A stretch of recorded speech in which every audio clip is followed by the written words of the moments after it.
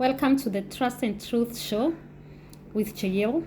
So today I'll be taking you through a tour in Mombasa, and we'll start direct from Nyali. You can see this is a Nyali Golf Club, just from far. I think you're able to see it. These are the houses that are surrounding the area. There it goes. You can see where there's, a lot of trees.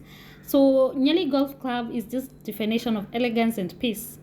This is a very good spot for the elite. And trust me, it's not just about the golf. Again, it's about the therapy. You can see how the place looks calm. This fresh air, very calm vibe. And there's a side of Mombasa that keeps you grounded. If you can afford it, it's a very, good area for you to enjoy and get the therapy. Again, from far, you can see the scene at beachfront. Nothing beats that salty breeze and the sound of waves that are crashing. It's medicinal. For me, I feel this fuels our tourism in Mombasa and also the economic lifeline for Mombasa. You can see the beach looks beautiful. This is an afternoon. The seas are calm. They're not so busy. What we mean by not be busy, there's no much, traffic, no much activity on the sea because you can see directly how the place is, and you can look at the way the place looks. Coach, there's sun, this coachy sun, and here you can go by the beach side, whether you want to relax, to heal, to explore, and see the sea. Again, you can see from far the modern housing and infrastructure. Like, come on, this is Nyali. You know what? Mombasa stepped up in modern housing and infrastructure. You can see these very stylish apartments to high-end estates, like one of the estates being in Nyali, of course, and you can feel the growth and development in this area. This is a sign that Mombasa is attracting a lot of investors, and you can see the project, like you see, this is a very huge project that is here, attracting investors, residents, and also travelers from everywhere. Very good projects coming up that like this is a project for energy, and you can see this is a mixed project or a hybrid where there's a lot of heating of water, water system instead of using electricity, and it's one of the projects that can really support you in maintaining your bills. They're high bills. Someone will be asking, why are we having solar heating systems in Mombasa? Mombasa, by the way, can get cold. Like I think the first few months to last month, it's been really cold, and you're not likely to contain that cold water. But again, it comes with this other side of the cons. Every aspect, you look at the pros and cons. The weather changes, as we say, Mombasa can be hell or heaven.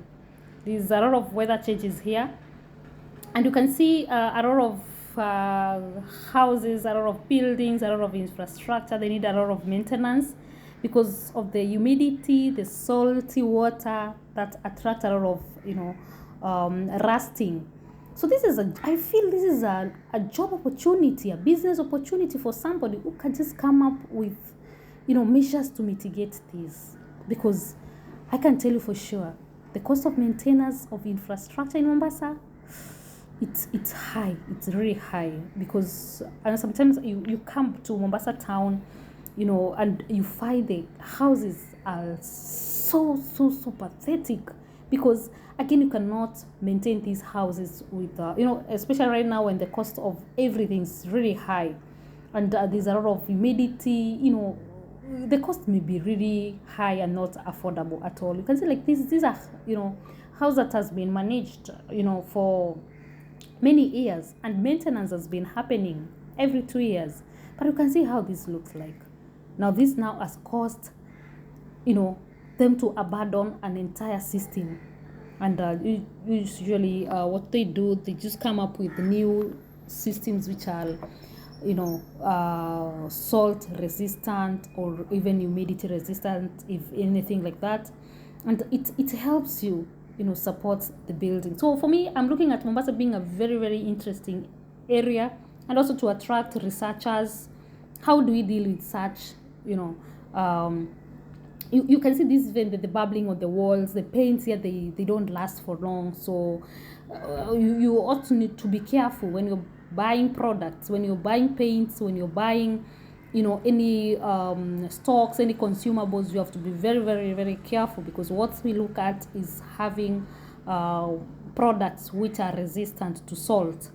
But again, when the buildings are maintained, they look so beautiful. Like you can see a lot of good infrastructures here, despite the small shortcomings of rust. Again, when you maintain the buildings, they really look so beautiful. So you can see again, this is a large project, and it looks so beautiful, especially when you're viewing it from really far, or viewing it from an area where you can see the view. Just look at that view. It's therapeutic. Like, come on, what else would you want if not waking up to this every morning? So you can see how the place looks beautiful, because the maintenance has been done, and the place looks very accommodative, and it's a good environment. But again, you still have some touch-ups here for a lot of rust catching up. Look at that view. Like, come on, what else would you want for life? If not waking up to this. For me, I find it people say Mombasa is slow, but I keep saying there are very few things that you need to do in Mombasa, like as a tourist. But and especially right now when Christmas is coming in, if you're planning to visit Mombasa for the holiday season, first of all, I say welcome. And I also want to show you and also to highlight some of the very quick tips, like for you to just survive in this town. Just stay hydrated. You can carry your water wherever you go. If you're going to the beach, carry water. If you're going to the market, carry some water to drink, because again, you don't want your skin to crack or to stay dry.